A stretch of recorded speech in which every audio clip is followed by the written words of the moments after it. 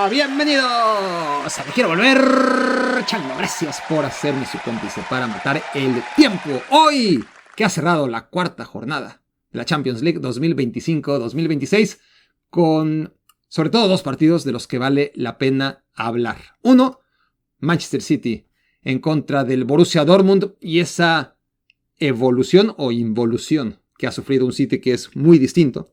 Y sobre todo, un Barça que no ha podido ganar en Bélgica y que se lleva un 3-3 que creo que es positivo, visto lo visto. Por lo menos sacó el punto. Un marcador engañoso. No digo que el empate es algo totalmente inmerecido para el Barça. ¿Por qué no? Porque hay que señalar que tuvo 3 remates a poste y sobre todo travesaños y que tuvo, obviamente, oportunidades que desaprovechó. La de Ferran Torres, un gran pase a Lamine Yamal, pero también el Brugge tuvo unas ocasiones clarísimas. Entonces, un partido engañoso, un marcador engañoso 3-3, porque debió haber acabado por lo menos 5-5. O 6-5, ¿no? Por esa jugada en la que el VAR, otra vez, como en tantas otras ocasiones, hace justo lo contrario a lo que se espera de él. Antes del VAR, una jugada como la que vimos, el árbitro no ve falta sobre el arquero porque no la hay. Y el gol sube al marcador. 6-5. O 4-3, ¿no? Ya estoy agregando los goles que no cayeron. Pero claro, ese 4-3 que el árbitro avaló antes de que llegara el VAR a estropear lo que había sido una buena decisión. Eso de ninguna manera es falta. Luego sí, si lo ves cuadro por cuadro y la pierna, hay que tener una interpretación, hay que ser más inteligente que la gente del VAR y el árbitro para decidir que por más que haya un último contacto sobre la pierna de Szczęsny, este es provocado por el arquero que ya perdió la pelota. Es una patada de ahogado, literalmente, una patada de ahogado, ¿no? Y esa es la que finalmente acaba provocando el contacto con el jugador del Brugge. Pero eso de ninguna manera es falta. No hay ninguna imprudencia a la hora de ir por esa pelota, porque sepan ustedes que el reglamento a la hora de determinar una falta no habla de contacto con el rival, no. Se refiere a imprudencia. Imprudencia es falta si esta imprudencia llega al grado de temeridad, es amarilla, y si rebasa el grado de temeridad y se vuelve juego violento, es tarjeta roja. Aquí no hubo no hubo ninguna temeridad, no hubo ninguna imprudencia. El jugador del Brugge le saca el balón muy bien a Wojciech Szczęsny, que tuvo una actuación horrible y que le salva esa decisión arbitral dentro de otro partido caótico del Barcelona. Un Barcelona al que le queda muy poco o nada de la temporada pasada, ¿no? Es increíble cómo en esto del fútbol, como en la vida misma, pues las máquinas se descomponen. Hay una sola realidad, o dos. Nos vamos a morir todos y las máquinas que usamos eventualmente, por buenas que sean, se van a descomponer. Y este Barça era una máquina que funcionaba muy bien. Tenía sus cositas, obviamente, a nivel defensivo la temporada pasada, pero era un maquinón. Es una máquina que ahora mismo está descompuesta porque así es esto, ¿no? Cuando un equipo funciona, uno tiende a pensar que va a funcionar indefinidamente, que al contrario, que solamente puede mejorar. Pero no, la realidad es que las máquinas, y en este caso los equipos de fútbol que funcionan como maquinitas, se descomponen casi de un día a otro y luego a veces pueden los entrenadores y los jugadores de la mano hacerlos arrancar de nuevo y hay veces que la espiral va para abajo y eventualmente hay que buscar un cambio de entrenador. Estamos todavía muy lejos de que ese sea el panorama para Hansi Flick, pero sí está claro que este Barcelona ha dejado de funcionar y hay solamente que ver un solo detalle, porque podemos elaborar muchísimas cosas de este Barça respecto al anterior. Por supuesto que hay que ser justos y hablar de las lesiones. Hoy falta Pedri. Cuando no está Pedri, se nota mucho más lo mal que juega el Barça, porque cuando está Pedri, el Barça de todas formas está jugando mal. No podemos ignorar que Pedri estuvo ahí en la goleada contra el Sevilla y en el muy mal partido que hace el Barça contra el Girona y que lo acaba ganando de milagro con gol de Araujo, y que ahí estaba Pedri en contra del Real Madrid que le pasó por encima al Barça, que ahí estaba Pedri en contra del Paris Saint-Germain que con Mayulu y con el otro en Valleo, ¿cómo es? Ahí adelante, porque no tenía delanteros, le acaba ganando también al Barcelona. Ahí estaba Pedri, pero Pedri matiza, es decir, el Barça defiende mal cuando está Pedri, pero defiende mucho peor cuando no está Pedri. El Barça no tiene demasiadas ideas cuando está Pedri, pero no tiene ninguna idea cuando no está Pedri. Entonces, el que no esté el Canario todavía recrudece la realidad de un Barcelona que ha dejado de funcionar. Entonces les digo, no se puede negar que las ausencias, más allá de la última, que es Pedri, pesan en este equipo, pero hay una clarísima evidencia. No hay más que ver.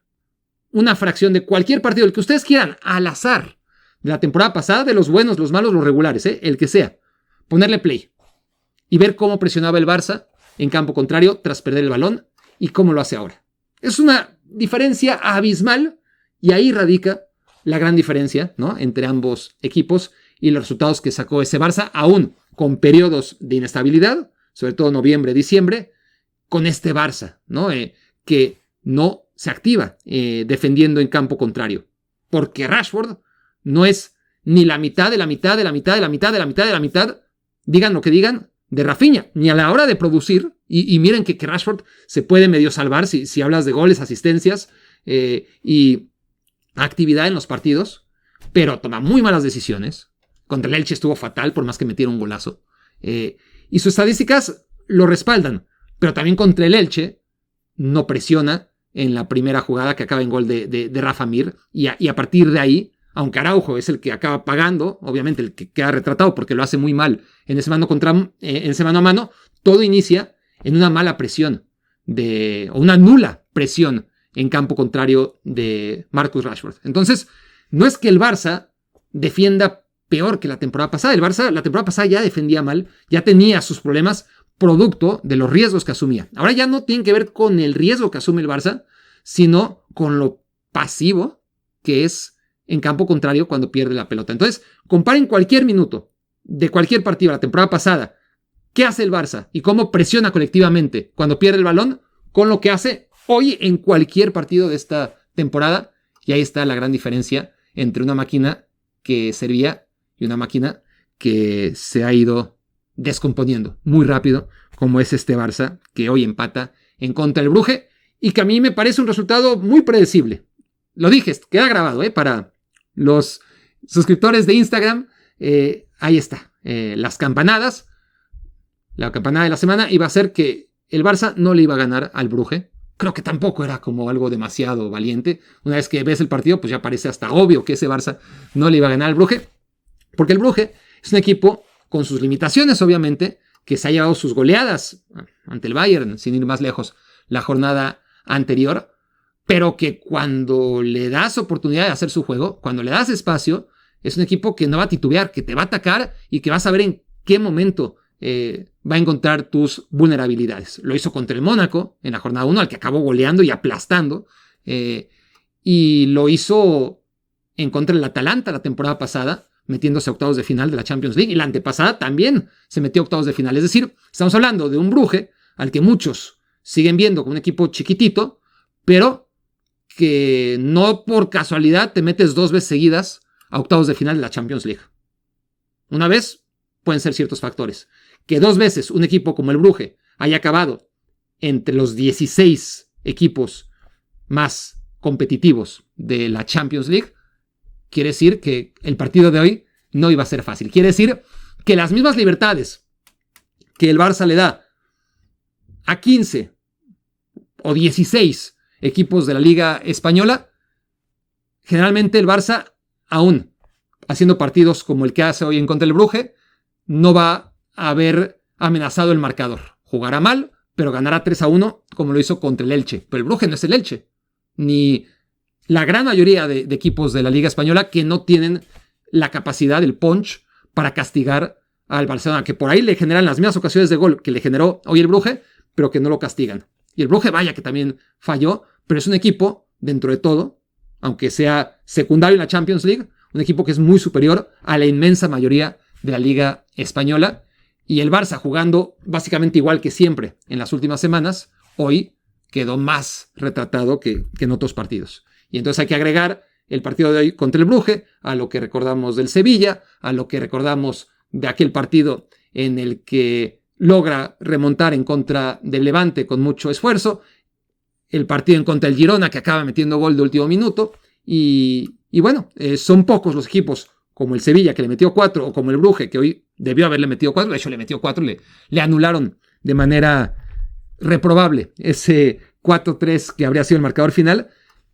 Ese equipo como el Brugge o como ese Sevilla inspirado, en el día a día el Barça no se lo encuentra generalmente en la Liga Española. El Real Madrid debió haberle hecho 4 goles al Barça y le hizo precio, ¿no? A final de cuentas, el Barça se desmorona continuamente contra todos, solamente la diferencia es la capacidad que estos tienen de acabar metiendo la mayoría de las oportunidades que tienen, ¿no? Esa es realmente la única diferencia de un Barça que partido a partido no mejora, sigue teniendo los mismos problemas. Un Barça que parece por momentos cada vez más largos el Barça de Xavi, ¿no?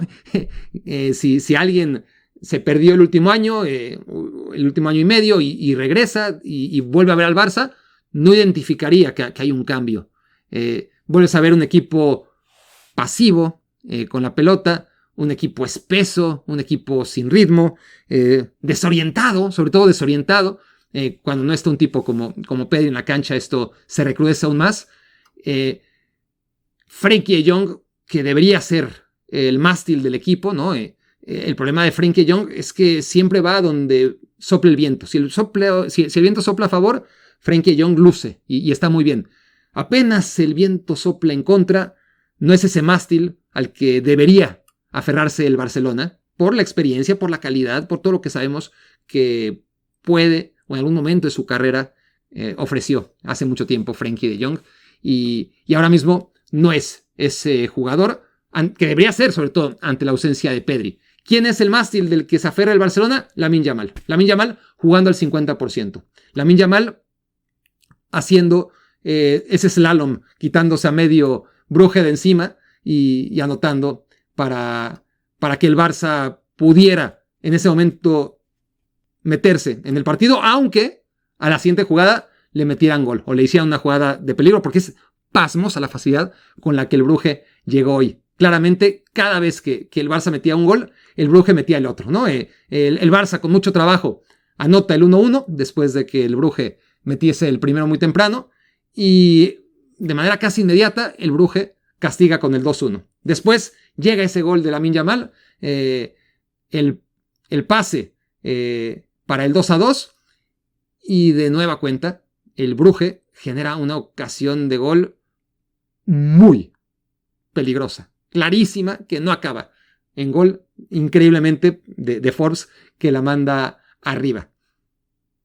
Hay que decir que Lamine Yamal, ¿no? Entre ese gol de slalom y ese pase que, bueno, acabó siendo un super pase gracias al desvío del defensa, al 50% le sirve al Barça, ¿no? Y ese es el problema, es el gran problema del Barça, que depende todavía de un chico, ya no de 18 años, sino que jugando al 50% es al único al que ahora mismo se puede aferrar ante las ausencias de Rafinha y de Pedri, sobre todo de ellos dos. Más allá de lo bien que está Fermín, no es ese jugador que te va a marcar por sí mismo la diferencia. Va a necesitar el apoyo colectivo, ¿no?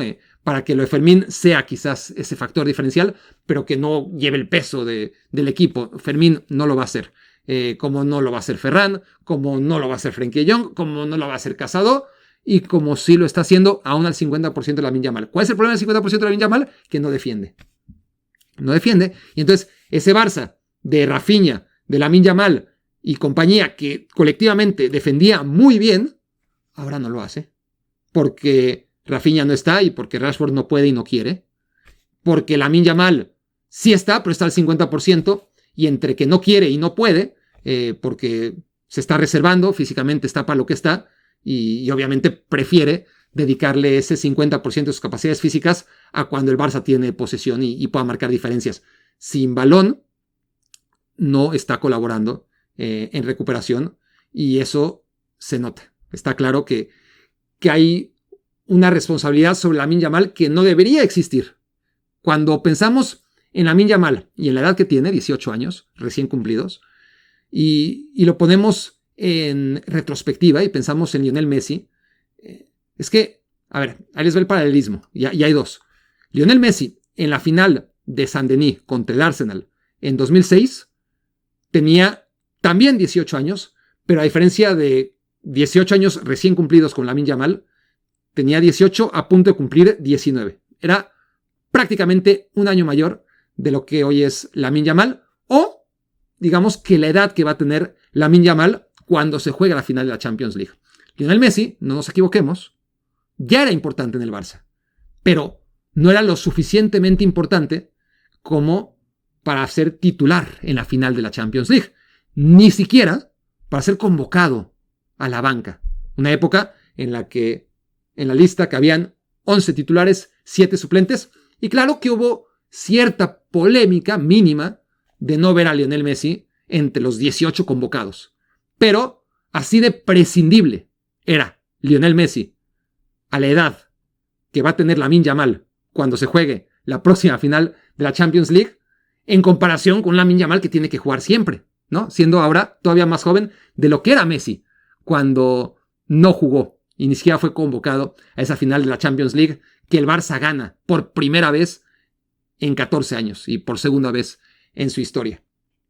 Y el otro es Pedri, del que ya hablé. Pedri, podemos hacer un paralelismo con Iniesta, aunque realmente Pedri te hace lo de Iniesta, lo de Xavi y lo de Busquets en uno. Y ese es el problema también de Pedri y de este Barcelona, ¿no? Que depende tanto de un solo jugador que sobrecarga, obviamente, partidos. Lo mismo que le pasa a Lamine Yamal a una edad en la que no es adecuada, para ninguna edad lo es, pero esa edad de formación menos aún.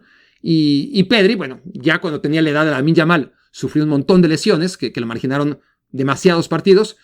Y ahora que ya tiene una edad más madura, sigue siendo un chico de 22 años. La edad que tenía Andrés Iniesta cuando no jugó como titular la final del 2006 en contra del Arsenal. Ya era un jugador extraordinario Iniesta, como lo es hoy Pedri. Ya llamaba la atención que no fuera titular en la final de la Champions League, pero tampoco fue un súper escándalo como sería ahora mismo que Pedri no jugara una eventual y muy difícil final de Champions League en caso de que el Barça llegara. Por supuesto que Pedri tendría que estar ahí y que Lamine Yamal tendría que estar ahí. ¿Cuál es la diferencia? Que cuando Messi tenía la edad que tendrá Lamine Yamal en la final de la Champions League 2026, pues había un Ronaldinho, había un Juli, había un Samuel Eto'o, había un Henrik Larsson.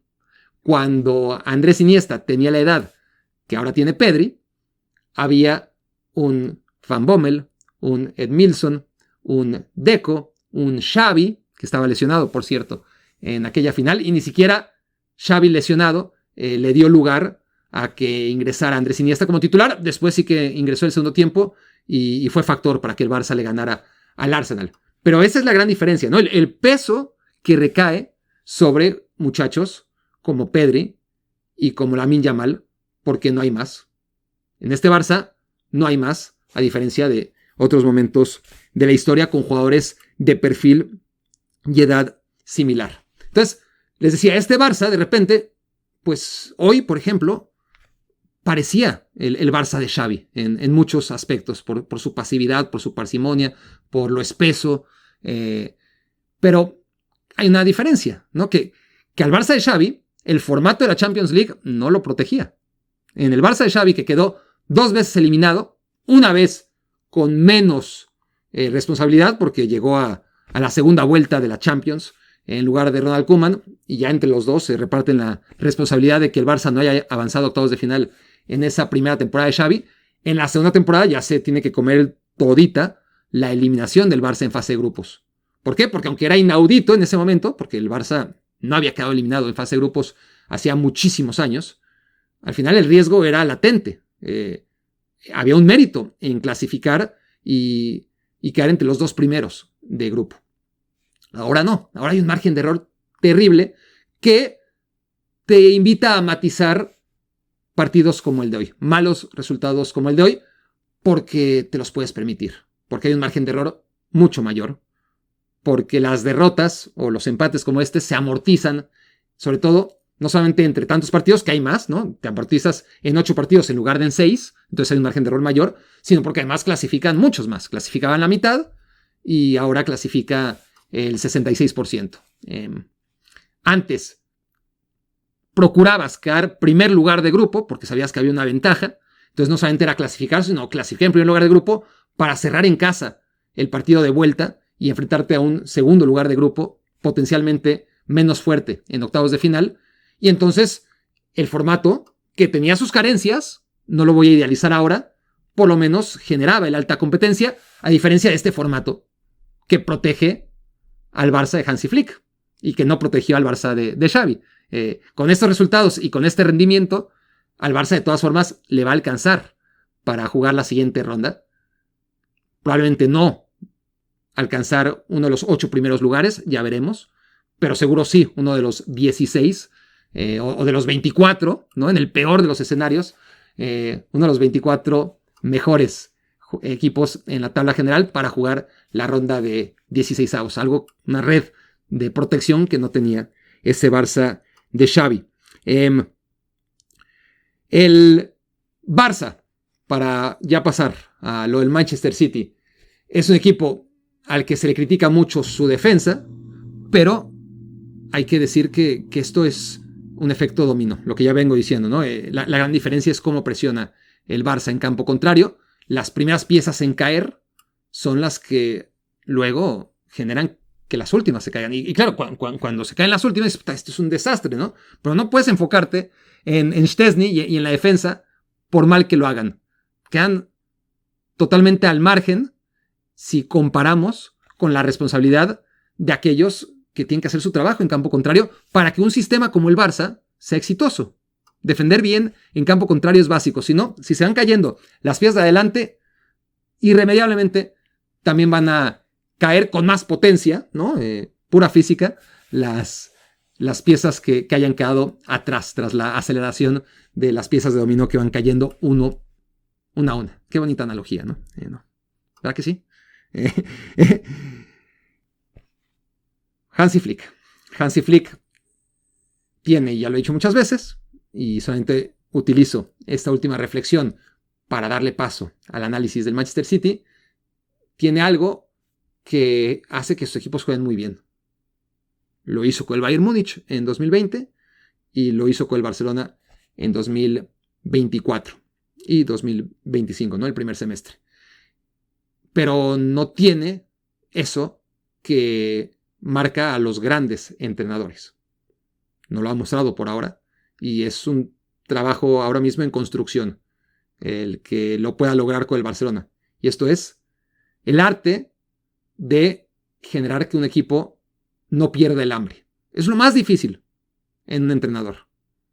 Que un equipo que jugaba como jugaba este Barça, basado, insisto, sobre todo, hay muchas cosas que analizar, pero sobre todo, porque es lo más evidente y es lo básico y lo primario, por una actitud voraz a la hora de perder la pelota y defender en campo contrario.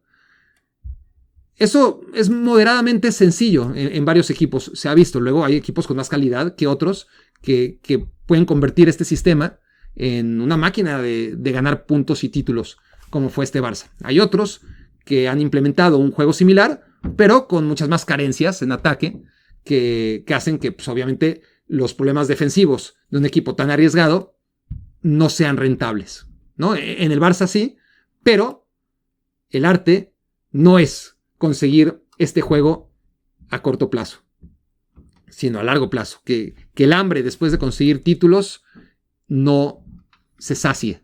Y ahí está la gran diferencia entre Pep Guardiola y el resto de entrenadores. No es la vanguardia de sus conceptos, que también. No es la cantidad de sus títulos, que también. Sino sobre todo, y obviamente van de la mano, no puedes disociar un concepto del otro, pero es sobre todo esa capacidad de regenerar a sus equipos, que nunca tengan suficiente. No es fácil. Parece muy fácil que en su momento el Manchester City ganaba cada liga que jugaba, en una liga que siempre ha sido tan competitiva y con campeones tan cambiantes como la Premier League, que ahora vuelve a ser lo que era antes, ¿no? Eso que nunca sabes bien quién la va a ganar. La Liga Española es el mejor ejemplo. El Real Madrid nunca puede ganar 2 ligas seguidas. El Barcelona solía hacerlo, últimamente ya no lo hace. Bueno, no lo hizo con Xavi, que ganó una liga aislada.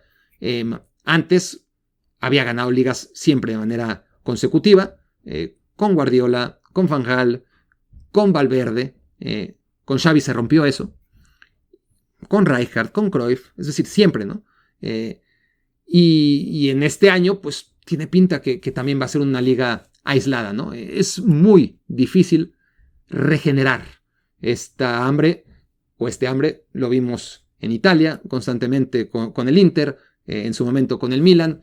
En fin, obviamente que para el Bayern y para el Paris Saint-Germain es mucho más fácil, ¿no? Pero en una liga competitiva, el mérito de Pep Guardiola ha sido encontrar siempre la manera de que su equipo no se relaje. La temporada pasada se le cayó a 1000 pedazos, se tomaron malas decisiones o a destiempo, fue un error. Esta temporada el Manchester City vuelve a ser un equipo temible, pero diferente, muy, muy diferente en sus herramientas a la hora de generar miedo. Y su herramienta básicamente es Erling Haaland. La gran problemática de este Manchester City es qué va a pasar cuando Erling Haaland, ya no hablemos, toquemos madera, que se lesione, que puede pasar, obviamente. Pero cuando baje su rendimiento, porque todos los delanteros del mundo, en todos los momentos de la historia, han tenido baches. Y Erling Haaland, aunque sea el mejor, volverá a tener algún bache. ¿Y quién va a meter los goles del Manchester City cuando caiga en ese bache Erling Haaland? A lo mejor no cae ningún bache y entonces el City aspira a ganar otra vez la Premier League, la Champions League, la FA Cup y lo que ustedes quieran. Lo natural es que sufra baches, sobre todo en los grandes partidos, en las finales, en donde ahí está la gran cuenta pendiente de Erling Haaland. ¿Y quién va a aparecer en este Manchester City? El City solía dominar sus partidos durante muchos años. Tú veías los partidos, las sensaciones que te generaba, luego lo comprobabas con las estadísticas y era un equipo abrumador que tenía 60, 70 u 80% de posesión, que te generaba 15, 20 o 25 disparos a gol, que le hacían 1, 2 o máximo 3 tiros o llegadas peligrosas por partido, pero no era un equipo contundente. Estoy hablando del Manchester City antes de Haaland. Generaba muchas ocasiones, no metía tantos goles, le generaban pocas ocasiones y le metían varias de esas pocas ocasiones gol. La primera transformación, la primera fase de esta transformación fue traer a Erling Haaland y empezar a jugar con 10 futbolistas, 10 jugadores que se asociaran y uno que tuviera mucho menos impacto en la construcción de juego, que tocara la pelota 20, 25, 30 veces por partido y ya está, pero que fuera definitivo, ¿no? Que cambiara la suerte del Manchester City. Y vaya que Noruego lo hizo de inmediato. En su primer año lo ganaron todo. El segundo año fue muy bueno, de todas formas, no pudieron ganarlo todo. El tercer año de Haaland fue mucho peor y en consecuencia el Manchester City la temporada pasada fue horrible, dependiendo demasiado de Erling Haaland y tomando decisiones de mercado mucho más encaminadas a potenciar a Erling Haaland, ¿no? Decisiones individuales. Un jugador como Doku, quizás en un Guardiola clásico, no hubiera tenido cabida. Pero aquí sí, ¿no? Un jugador que desborde en el 1 contra 1, que centre, que defina individualmente ocasiones en los partidos. Lo mismo podemos decir de Ryan Cherki, ¿no? Un jugador que no se va a caracterizar principalmente por su capacidad de asociarse, sino de definir situaciones de juego. Reinders, un jugador sumamente vertical, muy distinto a lo que viene siendo el Manchester City, que ahora ha mutado, así como el Barça parece por momentos cada vez más largos, el Barça de Xavi, este Manchester City parece el Dortmund de los tiempos de Haaland, ya sea de Edin Terzic, de Marco Rose o del que quieran, que tuvo varios técnicos en el Dortmund, y todos entendían que había que hacer funcionar el equipo explotando alrededor de las cualidades de definición, de aceleración y sobre todo de atacar el espacio de Erling Haaland. Entonces, ¿qué hace este Manchester City? cuando tiene la fortuna de encontrarse equipos que le juegan con la línea adelantada, como el Bournemouth el fin de semana pasado en la Premier League, feliz, muy fácil. Juega replegado, limita errores. El Manchester City antes no se podía permitir perder un balón, porque cada balón que perdía se convertía inmediatamente en una jugada de peligro para el equipo rival, muy similar a lo que le pasa ahora mismo al Barcelona, pero lo hacía muy bien. Es decir, rara vez perdía un balón. Cuando perdía un balón, cuidado. Había que meter una falta, había que tener mucho oficio, porque eso podía acabar mal. Ahora este Manchester City es mucho más impreciso. ¿Por qué? Porque ya no le obsesiona cometer errores a la hora de perder la pelota, porque tiene el bloque bajo, o por lo menos medio, y porque tiene a muchos jugadores por detrás de la pelota. Entonces puede perder balones sin que sea una desgracia. Y eso pues genera que el Manchester City sea un equipo menos vistoso. Pero está siendo efectivo. Está siendo un equipo que, en resumen, jugaba antes de que llegara Erling Haaland con 11 futbolistas, con 11 generadores, con 11 tipos que construían, con 11 constructores de juego, empezando por el portero y acabando por el falso 9, y ahora juega con 2 jugadores muy resolutivos en sus áreas, cada uno en la que le corresponde, Donnarumma y Haaland, y con 9 constructores, algunos con un perfil idóneo para el juego mucho más directo de este Manchester City, ¿no? El caso de Reinders, el caso de Doku, el caso de Cherki, etcétera, de las últimas incorporaciones, pero de todas formas son jugadores con una calidad tremenda, ¿no? Entonces, el City, que jugaba con 11, ahora juega con 9. Con 9 más 2, ¿no? Se entiende. En la construcción de juego, Donnarumma, ni lo intentes. Adelante, Erling Haaland, de repente, de manera puntual, pero muy poquito. Va a tocar la pelota y cuando la toque, va a ser para el último pase o generalmente para empujarla hacia la red.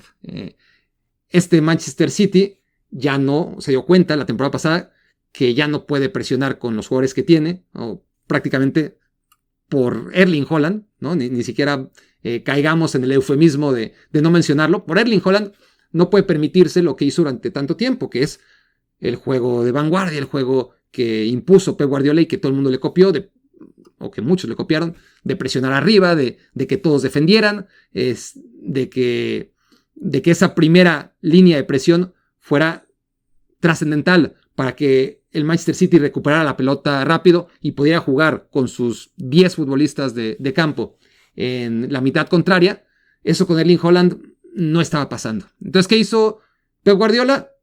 Tomó decisiones, muchas, hasta en su cuerpo técnico, para ir cambiando su manera de entender el juego, en virtud de explotar a su mejor jugador, al jugador que marca diferencias y que dejó de marcarlas la temporada pasada. Pero es una apuesta a que Erling Haaland solucione los problemas del Manchester City.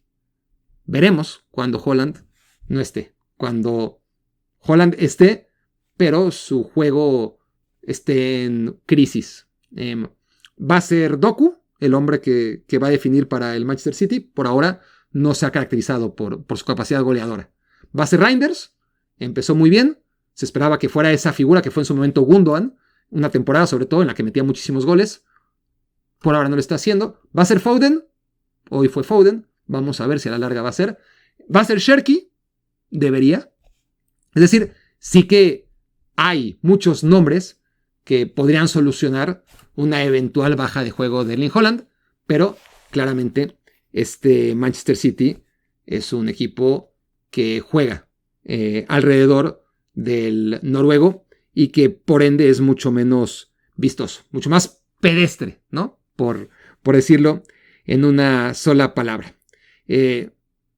Y ya está. Ya está, ganan 4-1 al Borussia Dortmund. Es un equipo que con Haaland rompiendo el fuera de juego cuando puede en ciertos partidos, como les decía, contra el Bournemouth, es súper peligroso. Y cuando equipos como el Borussia Dortmund se repliegan, pues de todas formas, hoy por lo menos, a diferencia de otros partidos, va encontrando la llave. Es básico encontrar el primer gol, como en cualquier momento de la historia del fútbol en cualquier equipo. Eso no diferencia al Manchester City del resto. Cuando cae ese primer gol, todo es mucho más fácil. Cuidado, estoy pegándole aquí al micrófono.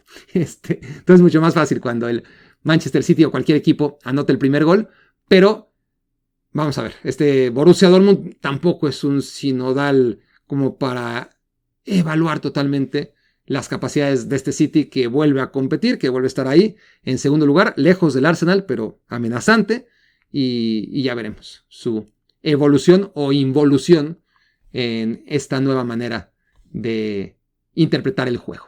Eso fue Me Quiero Volver Chango. Muchas gracias por haberme hecho su cómplice para matar el tiempo. Cuando despidieron a José Ramón, en Hechos, hay una foto en la que sale todo el grupo de trabajo. Yo estaba encabronadísimo, ¿no? Por lo que estaba pasando. Y sale ahí todo el equipo de trabajo, todos hipócritas, la gran mayoría, 9 de cada 10 con el puñal